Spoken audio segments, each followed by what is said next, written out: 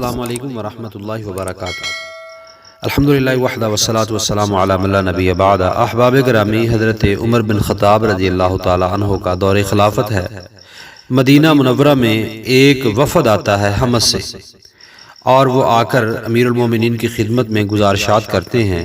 وہ اپنے گورنر کی 4 شکایتیں لے کے آتے ہیں۔ وہ کہتے ہیں امیر المومنین، جو آپ نے ہمارے پاس گورنر مقرر کیا ہے ہم اس کی وجہ سے پریشان ہیں، لہذا آپ انہیں تبدیل کر دیجئے۔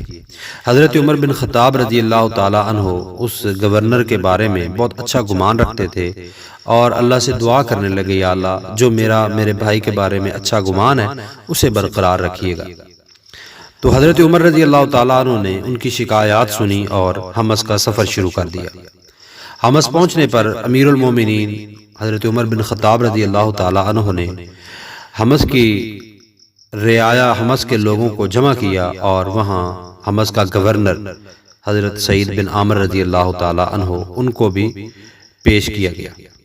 حضرت عمر رضی اللہ تعالیٰ عنہ نے حضرت سعید بن عامر رضی اللہ تعالیٰ عنہ سے ان کی رعایا کے جو شکوے تھے، جو شکایتیں تھیں، وہ سامنے رکھیں کہ میرے بھائی کیا وجہ ہے کہ آپ کی رعایا آپ سے پریشان ہے، اور یہ 4 شکایتیں لے کے آئی ہے۔ پہلی شکایت یہ ہے کہ سب سے پہلی بات تو یہ ہے کہ رات کو یہ کسی کی بات نہیں سنتے اور صبح لیٹ نکلتے ہیں، لیٹ آتے ہیں۔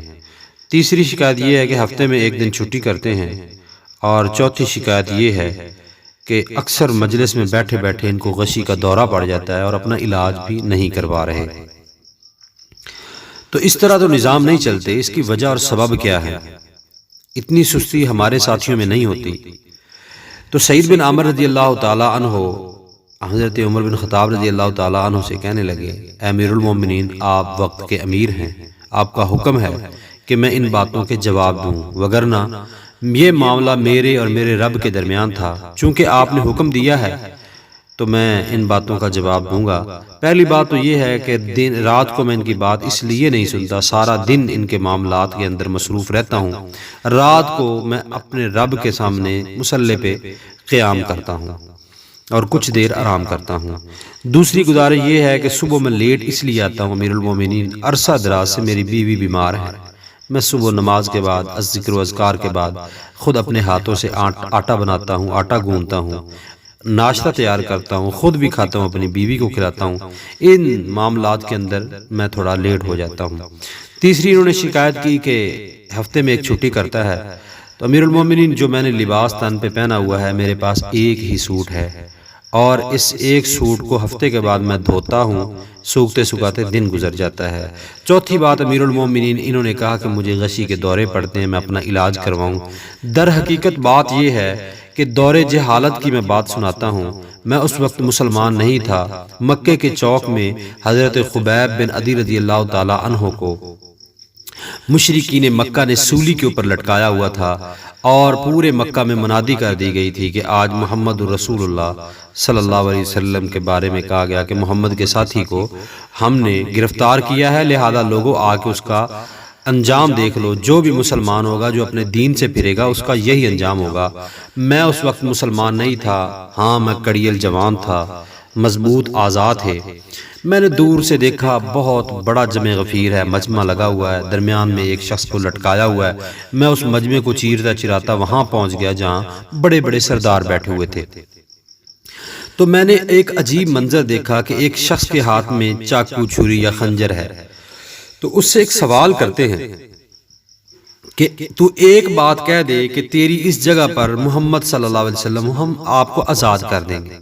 لیکن وہ کمال درجے کی محبت کرنے والا تھا نبی رحمت صلی اللہ علیہ وسلم سے کہ وہ کہتا، ظالموں، تم کہتے ہو میرا نبی سولی پر ہو، میں تو یہ بھی برداشت نہیں کرتا کہ میرے نبی کے پاؤں مبارک میں کانٹا چبھے اور میں اپنے گھر میں آرام سے بیٹھا رہوں۔ تو یہ بات سنتے، یہ جواب سنتے اور اس کے گوشت کا لتھڑا پکڑتے، ہڈی سے جدا کر دیتے۔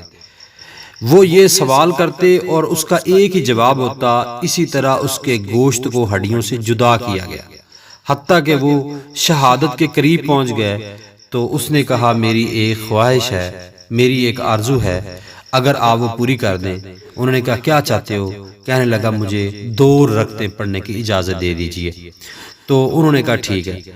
حضرت خبیب بن عدی رضی اللہ تعالیٰ عنہ نے جو 2 رکعتیں پڑھی ان کے اندر بڑا اطمینان تھا، اور اس کے بعد نماز پڑھنے کے بعد اس نے آسمان کی طرف نظر اٹھا کے اپنے رب سے یہ کلام کیا کہ یا اللہ یہ جتنے لوگ ہیں ان کو گن لے، ان کا اعداد و شمار کر لے، قیامت والے دن اسی طرح میرے سامنے ذلیل کرنا۔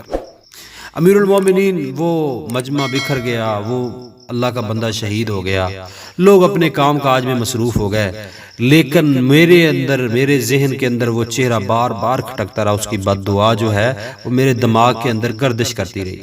میں کوئی کام کرتا، کسی چیز کو ہاتھ لگاتا، سامنے خبیب بن عدی رضی اللہ تعالیٰ عنہ کا چہرہ آ جاتا۔ آخر کار میں اس نتیجے پر پہنچا کہ میں اس ہستی کو دیکھوں تو صحیح کہ جس کے بدلے میں ایک جملہ کہنا برداشت نہیں کیا اور اس نے اپنی جان دے دی۔ تو میں نبی رحمت صلی اللہ علیہ وسلم کی خدمت میں حاضر ہوا۔ میں نے جا کے جب نبی رحمت صلی اللہ علیہ وسلم کا چہرہ انور دیکھا تو میں نے وہاں اسلام قبول کیا اور اسلام کے دائرے میں داخل ہو گیا۔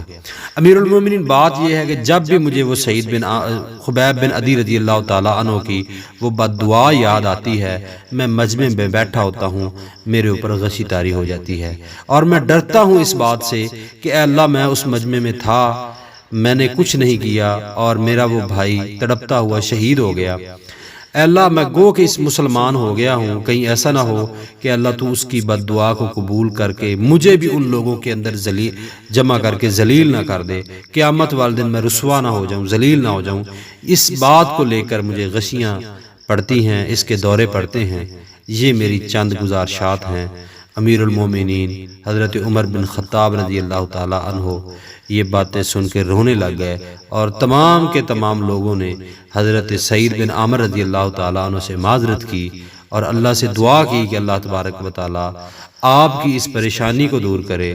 احباب گرامی، یہ وہ گورنر تھے جن کے بارے میں اللہ نے قرآن مجید کے اندر فرمایا رضی اللہ عنہم ورضوا عنہ فإن آمنوا بمثل ما آمنتم به فقد اهتدوا۔ واللہ ہدایت اسی میں ہے، کامیابی اسی میں ہے کہ ہم صحابہ کرام رضوان اللہ علیہ مجمعین کی زندگیوں کو فالو کریں۔ السلام علیکم ورحمۃ اللہ وبرکاتہ۔